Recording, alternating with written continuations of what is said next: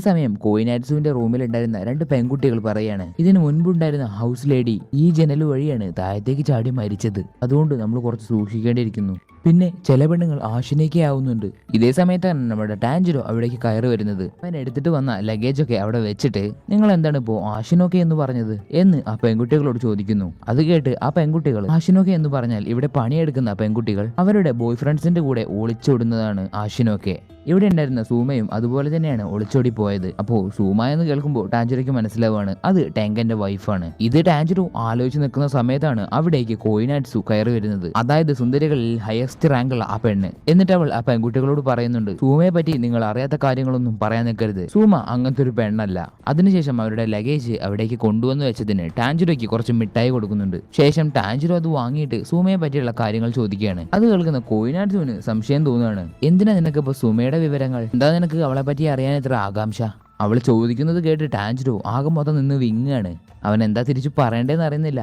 കാരണം ടാഞ്ചിറോ ഒരു ഇന്റലിജന്റ് ആയിട്ടുള്ള ഒരാളാണ്. അതുകൊണ്ട് തന്നെ അവന് നുണ പറയാനും അധികം കഴിയില്ല എന്നല്ല, അവന് അധികം താല്പര്യമില്ല. എന്നിട്ട് മുഖം ഇറുക്കി പിടിച്ച് സൂമ എന്റെ ചേച്ചിയാണ് എന്ന് നല്ലൊരു കള്ളം പറയാണ്. അവൻ പറഞ്ഞത് കേൾക്കുന്ന കോയിനാറ്റ്സുവിനും ആ രണ്ട് പെൺകുട്ടികളും ഷോക്കാവുകയാണ്. പിന്നെ ടാഞ്ചിറോ പറയുന്നുണ്ട്, സൂമ ഞങ്ങൾക്ക് വേണ്ടി കത്തൊക്കെ അയക്കാറുണ്ട്. അതുപോലെ തന്നെ സൂമ അങ്ങനത്തെ ഒരു പെൺകുട്ടിയല്ല. അത് കേട്ട കോയിനാറ്റ്സു പറയാണ്, അതെ അതെനിക്ക് അറിയാം. അതുപോലെ തന്നെ അവക്കൊരു ബോയ് ഫ്രണ്ടോ ഒന്നും ഉണ്ടായിരുന്നില്ല. പക്ഷെ അവളുടെ ഡയറി നോക്കിയിട്ടാണ് ഇവിടുത്തെ ആൾക്കാർ അവക്കൊരു ബോയ് ഫ്രണ്ട് ഉണ്ടായിരുന്നു എന്നുള്ള കാര്യം അറിയുന്നത്.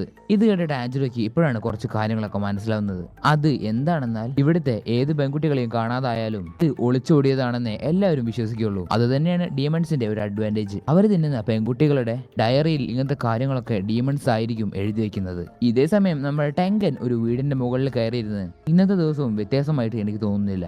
ഇനി ഒരു പക്ഷേ എനിക്ക് ഈ ഡീമണെ ട്രേസ് ചെയ്യാൻ കഴിയാത്തതിന്റെ കാരണം ആ ഡീമൺ ഒരു അപ്പർ മൂണായിരിക്കും. ഇതിപ്പോ അങ്ങനെയാണെന്നുണ്ടെങ്കിൽ എനിക്ക് ഒരുപാടധികം കഷ്ടപ്പെടേണ്ടി വരും. അതിനുശേഷം ഇനോസ്കയെ കാണിക്കുകയാണ്. അവനിപ്പോൾ ഉള്ള വീട്ടിലൂടെ അവൻ ദേഷ്യപ്പെട്ട് നടന്നു പോയിക്കൊണ്ടിരിക്കുകയാണ്. കാരണം അവൻ ധരിച്ചിരിക്കുന്ന ഡ്രസ്സും പിന്നെ അവൻ നടക്കുന്ന രീതിയും അവന് തീരെ ഇഷ്ടപ്പെടുന്നില്ല. അവൻ നടക്കുന്ന രീതി എന്ന് പറഞ്ഞാൽ അവിടെയുള്ള പെൺകുട്ടികളെല്ലാം ഒരു തരത്തിൽ താറാവ് നടക്കുന്നത് പോലെയാണ് നടക്കുക. അതുകൊണ്ട് തന്നെ നമ്മുടെ ഇനോസ്കയ്ക്ക് ഇപ്പോൾ അവന്റെ ട്രേസിംഗ് പവർ ഒന്നും ഉപയോഗിക്കാൻ കഴിയുന്നില്ല.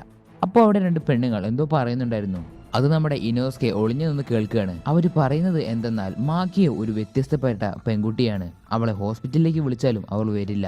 അതുപോലെ തന്നെ പുറത്ത് അവൾക്കുള്ള ഭക്ഷണം കൊണ്ടുവച്ചാലും അവൾ അതെടുക്കില്ല. നമ്മൾ എന്ത് ചോദിച്ചാലും അത് അവൾ മിണ്ടുകയുമില്ല. അപ്പോൾ ഇനോസ്കയ്ക്ക് മനസ്സിലാവാണ് മാക്കി എന്ന് പറയുന്നത് ടെങ്കന്റെ ഭാര്യയാണ്. അങ്ങനെ ഇപ്പോൾ അത് കേട്ട് നമ്മുടെ ഇനോസ്കെ എങ്ങോട്ടോ ഓടിപ്പോവാണ്. അവൻ ഓടിപ്പോകുന്നത് കാണുന്ന ആ പെൺകുട്ടികൾ, ഇനോക്കെ എന്താ നിനക്ക് പറ്റിയേ, പതുക്കെ പോ എന്ന് പറയാണ്. അത് കേട്ടിട്ട് നമ്മുടെ ഇനോസ്കെ ഒന്നും പറയുന്നില്ല.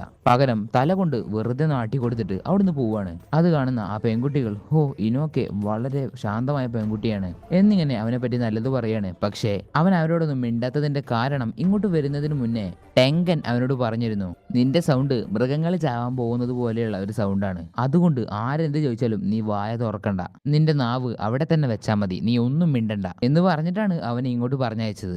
അങ്ങനെ ഇപ്പോൾ മാക്കിയോടെ റൂം കാണിക്കുമ്പോൾ അവളുടെ റൂം മൊത്തം ഒരു തരത്തിലുള്ള റിബൺ കൊണ്ട് നിറഞ്ഞിരിക്കുകയാണ്. പോരാത്തതിന് അവളുടെ ശരീരം മൊത്തം ആ റിബൺ ചുറ്റി അവളെ കെട്ടി തൂക്കി നിർത്തിയിരിക്കുകയാണ്. അവളെ നല്ലതുപോലെ ആരോ ടോർച്ചർ ചെയ്തിട്ടുണ്ട്. ഇതേ സമയത്താണ് ആ റിബൺ സംസാരിക്കുന്നത്. അതൊരു ഡീമൺ ആണ്. അത് അവളോട് ചോദിക്കുന്നുണ്ട്, മാക്കിയോ ഈ ലെറ്ററൊക്കെ നീ ആർക്കാണ് അയക്കാനിരുന്നത്? പക്ഷെ മാക്കിയോ ഒന്നും മിണ്ടുന്നില്ല. ഇതേ സമയം ഇനോസ്കെ മാക്കിയുടെ റൂമിന്റെ അടുത്തെത്തിയിട്ടുണ്ട്. അവൻ മാക്കിയുടെ റൂമിലേക്ക് നോക്കുന്നത് കാണിച്ചുകൊണ്ട് ഈ എപ്പിസോഡ് ഇവിടെ അവസാനിക്കുകയാണ്. അടുത്ത